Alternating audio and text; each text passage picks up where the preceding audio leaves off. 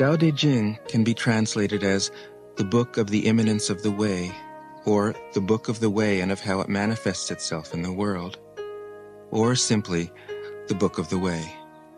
Since it is already well known by its Chinese title, I have let that stand. About Lao Tzu, its author, there's practically nothing to be said. He may have been an older contemporary of Confucius, 551 to 479 BCE, and may have held the position of archive keeper in one of the petty kingdoms of the time. But all the information that has come down to us is highly suspect. Even the meaning of his name is uncertain. The most likely interpretations, the old master, or more picturesquely, the old boy.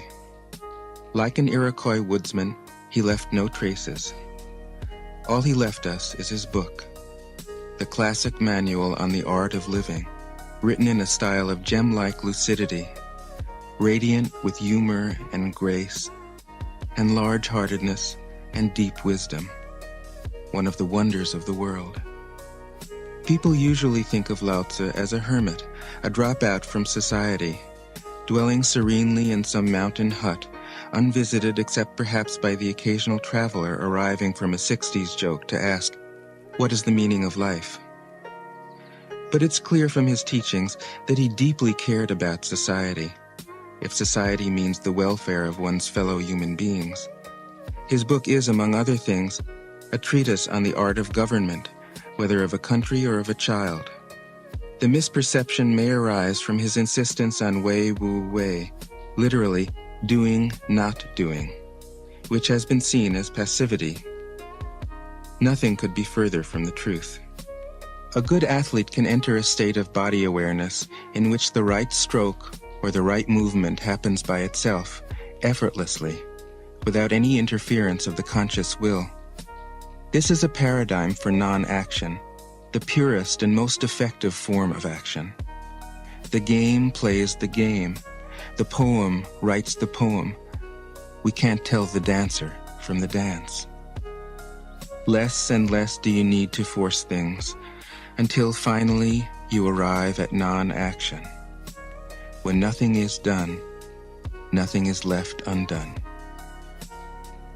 Nothing is done because the doer has wholeheartedly vanished into the deed. The fuel has been completely transformed into flame. This nothing is in fact everything.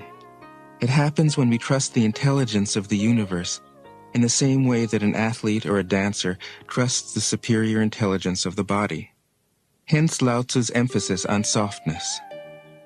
Softness means the opposite of rigidity and is synonymous with suppleness, adaptability, endurance. Anyone who has seen a Tai Chi or Aikido master doing not doing will know how powerful this softness is. Lao Tzu's central figure is a man or woman whose life is in perfect harmony with the way things are. This is not an idea, it is a reality. I have seen it. The master has mastered nature, not in the sense of conquering it, but of becoming it. In surrendering to the Tao, in giving up all concepts, judgments, and desires, her mind has grown naturally compassionate. She finds, deep in her own experience, the central truths of the art of living, which are paradoxical only on the surface, that the more truly solitary we are, the more compassionate we can be. The more we let go of what we love, the more present our love becomes. The clearer our insight into what is beyond good and evil, the more we can embody the good. Until finally she is able to say, in all humility, I am the Tao, the truth, the life. The teaching of the Tao Te Ching is moral in the deepest sense. Unencumbered by any concept of sin, the master doesn't see evil as a force to resist, but simply as an opaqueness, a state of self-absorption which is in disharmony with the universal process, so that, as with a dirty window, the light can't shine through. This freedom from moral categories allows him his great compassion for the wicked and the selfish. Thus, the master is available to all people and doesn't reject anyone. He is ready to use all situations and doesn't waste anything. This is called embodying the light. What is a good man but a bad man's teacher? What is a bad man but a good man's job? Describing the indescribable, teaching the unteachable, pointing the way to the way. What does Lao Tzu think he is doing here? It can't be done. No way.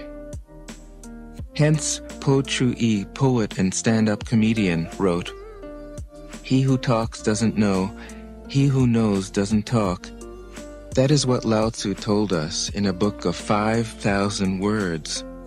If he was the one who knew, how could he have been such a blabbermouth? That's the problem with spiritual teachers. They have to be blabbermouths. But their words are, in the traditional Buddhist metaphor, fingers pointing at the moon. If you watch the finger, you can't see the moon. In fact, the truth is right before our eyes, right under our noses. So simple that every child understands it. And yet, as Bankei said, the farther you enter into it, the deeper it is. Where is the way to the way? What a question. Still, for complicated minds, drastic measures are needed. Lao Tzu's book was written as a response out of grandmotherly kindness. According to the oldest biography, Lao Tzu lived for a long time in the country of Chu, but seeing its decline, he departed. When he reached the frontier, the guard said, "Since you are going away, sir, could you write a book to teach me the art of living?" Thereupon, Lao Tzu wrote his book about the Tao and departed. This is legend, but it is an accurate description of the way in which true teaching happens. He who knows doesn't talk, but words are no hindrance for him. He uses them as he would use gardening tools.